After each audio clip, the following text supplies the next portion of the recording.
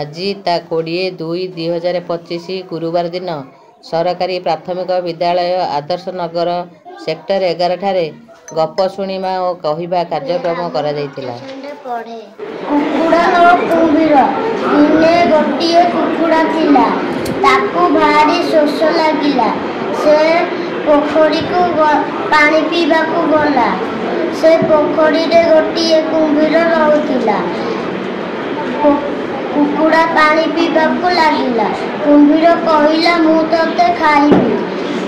କୁକୁଡ଼ା ଡରିଗଲା। କୁକୁଡ଼ା କହିଲା, ମୁଁ ତମର ଭଉଣୀ ହେବି, ମୋତେ ଛାଡ଼ି ଦିଅ। କୁମ୍ଭୀର ତାକୁ ଛାଡ଼ିଦେଲା। ଏତିକି ବେଳେ ଗୋଟିଏ ଝିଟିପିଟି ଆସିଲା। କୁମ୍ଭୀର ତାକୁ ପଚାରିଲା, ଝିଟିପିଟି, କୁକୁଡ଼ା ମୋର ଭଉଣୀ କେମିତି ହେବ? ଝିଟିପିଟି କହିଲା, ତୁମେ ଦୁଇ ଜଣ ଅଣ୍ଡାରୁ ବାହାରିଛ, ସେଥି ଯୋଗୁରୁ ତୁମେ ଦୁଇ ଜଣ ଭାଇ ଭଉଣୀ। ମୁଁ ତୃତୀୟ ଶ୍ରେଣୀରେ ପଢ଼େ। ଦୁଇ ଜଣଙ୍କ ପ୍ରତିଯୋଗିତା ଚାଲିଥିଲା। କଇଁଛ ଧୀରେ ଧୀରେ ଚାଲେ, ଠେକୁଆ ଜୋରରେ ଚାଲେ। ଠେକୁଆ ବହୁତ ବାଟ ଯାଇସାରିଲା ପରେ ଦେଖିଲା କଇଁଛ ବହୁତ ପଛରେ ଅଛି। ସେ ଗୋଟିଏ ଗଛ ତଳେ ଶୋଇ ପଡ଼ିଲା। ତା ପଛରେ କଇଁଛ ଆସି ଦେଖିଲା ଠେକୁଆ ଗୋଟିଏ ଗଛ ତଳେ ଶୋଇଛି। ସେ କିଛି ନ କହି ସେ ଆଗକୁ ବଢ଼ି ଚାଲିଲା। ଠେକୁଆ ଉଠି ଦେଖିଲା କଇଁଛ ସେଇଠି ନାହିଁ। ସେ ଠେକୁଆ ଯାଇକି ପହଞ୍ଚିଲା ବେଳେ ଦେଖିଲା କଇଁଛ ଜିତି ଯାଇଛି। ମୁଁ ତୃତୀୟ ଶ୍ରେଣୀରେ ପାଠ ପଢ଼େ। ମୁଁ ଗୋଟିଏ ଗପ କହିବି। ଗପର ନାଁ ଆଶରେ ଧରିବା ଜହ୍ନ। ଜଣେ ପିଲା ମାଙ୍କଡ଼ ପୋଖରୀରେ ଜହ୍ନକୁ ଦେଖିଲେ। ଆକାଶରେ ଜହ୍ନକୁ ପାଣି ଭିତରେ ଦେଖି ମାଙ୍କଡ଼ମାନଙ୍କ ଖୁସି କହିଲେ ନ ସରେ। ସେମାନଙ୍କ ଭିତରୁ ଜଣେ କହିଲା, ଆରେ ଦେଖରେ, ପୋଖରୀ ଭିତରେ ଜହ୍ନ, ଚାଲ ତାକୁ ଧରିବା। ଜହ୍ନକୁ କେମିତି ଧରିବେ? ସମସ୍ତେ ଉପାୟ ପାଞ୍ଚିଲେ। ସମସ୍ତେ ଉପାୟ ପାଞ୍ଚୁଥିବା ବେଳେ ଜଣେ ଜହ୍ନକୁ ଆଗ ଧରିବା ପାଇଁ ବ୍ୟସ୍ତ ହୋଇ ପଡ଼ିଲା। ତେଣୁ ସେ କିଛି ଚିନ୍ତା ନ କରି ପୋଖରୀ ଭିତରକୁ ମାରିଲା ଗୋଟିଏ କୁଦା। ହେଲେ ଜହ୍ନ କାହିଁ? ପାଣିରେ ଥିବା ଜହ୍ନ ଏକବାର ଛୁ। ପାଣିରେ ପହଁରୁଥିବା ମାଙ୍କଡ଼ଟି କହିଲା, ଆରେ କୁଆଡ଼େ ଗଲା ଜହ୍ନ? ଅନ୍ୟମାନେ ଗଛ ଉପରୁ ଥାଇ କହିଲେ, ତୋ କୁଦାରେ ବୋଧହୁଏ ସେ ଡରିଗଲା। ଅଧା ଝୁଡ଼ୁବୁଡ଼ୁ ମାଙ୍କଡ଼ଟି ଅନ୍ୟମାନଙ୍କ ସହ ଡାଳରେ ବସିଲା। କିଛି ସମୟ ଗଲା। ମାଙ୍କଡ଼ମାନେ ପୁଣି ଜହ୍ନକୁ ଦେଖିଲେ। ଜହ୍ନକୁ ଅତି ବାରମ୍ବାର ପାଖରେ ଦେଖି ପୁଣି ଇଚ୍ଛା ହେଲା ତାକୁ ଧରିବା ପାଇଁ। ଏଥର ସେମାନେ ଗୋଟିଏ ନୂଆ ଯୋଜନା କଲେ। ଯୋଜନା କଲାବେଳେ ଚୁପ୍ ଚୁପ୍ କଥାରେ, ନହେଲେ ହୁଏତ ଜହ୍ନ ଶୁଣି ନେବେ। ସେମାନେ ସ୍ଥିର କଲେ, ଜଣେ ଜଣଙ୍କ ହାତ ଧରି ଗଛରୁ ତଳକୁ ଲଟକିବେ ଓ ଚୁପଚାପ ଜହ୍ନକୁ ଧରି ପକାଇବେ। ଏହିପରି ଯୋଜନା କରି ସେମାନେ ଆରମ୍ଭ କରିଦେଲେ। ଏତେବେଳେ ଯାଇ ବୁଢ଼ା ମାଙ୍କଡ଼ଟି ଗଛରେ ଥାଇ ଏମାନଙ୍କ କାମ ଦେଖୁଥାଏ। ମାଙ୍କଡ଼ମାନେ ଧରାଧରି ହୋଇ ଗଛରେ ଲଟକିଲା ବେଳେ ପ୍ରଥମ ମାଙ୍କଡ଼ଟି ଧରିଥିବା ଡାଳଟି ହଠାତ୍ ମଣ୍ଡ କରି ଭାଙ୍ଗିଗଲା। ତାପରେ କ'ଣ ଶିଖିଲେ? ଛାଇକୁ ଆମେ ଧରିପାରିବା ନାହିଁ। ପରେ ବିଦ୍ୟାଳୟର କୁନି କୁନି ପିଲାମାନଙ୍କ ଦ୍ୱାରା ମାଙ୍କଡ଼ ଓ ଟୋପିବାଲା ଗଳ୍ପଟି ଅଭିନୟ କରାଯାଇଥିଲା। ଟୋପି ନବା, ଟୋପି। କେତେ ରଙ୍ଗ ବେରଙ୍ଗର ଟୋପି ଆଣିଛି। ଟୋପି ନିଅ, ଟୋପି। ଆସ ଏଠିକି ଟୋପି ନବ। ଟୋପି ନିଅ, ଟୋପି। ଓହୋ, ଏଡ଼େ ଜୋରେ ଖରା ହଉଛି। ମୁଁ ଏ ଗଛ ତଳେ ଟିକେ ବିଶ୍ରାମ ନେଇ ପଡ଼େ।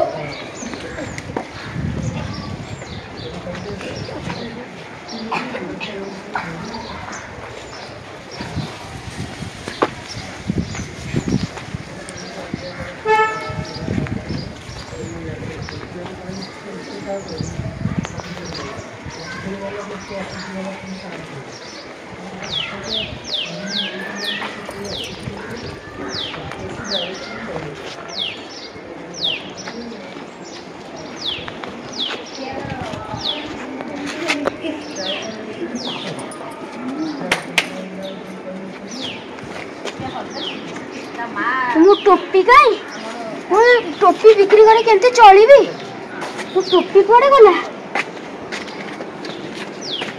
ओहो एई माने नै जंती गोटे उपायटी पाचे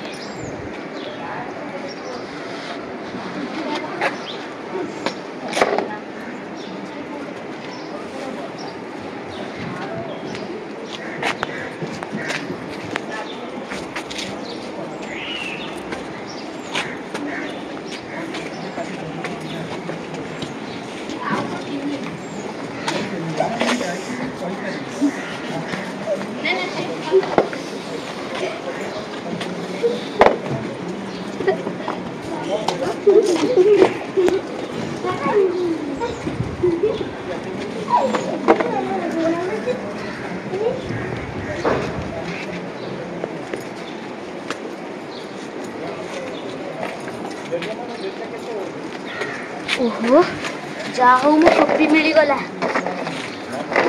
मु आज पळौची आउ आसीबिनी काली आसीबी बिक्री करला द्वितीय श्रेणीर छात्र महावीर बेहेरा गल्पटिକୁ स्पष्ट भावे कहिथिबारु पुरस्कृत होइथिले एवं सौम्यरंजन नायकଙ୍କ निखुण अभिनय पाई ताଙ୍କୁ ମଧ୍ୟ पुरस्कृत करा ଯାଇଥିଲା।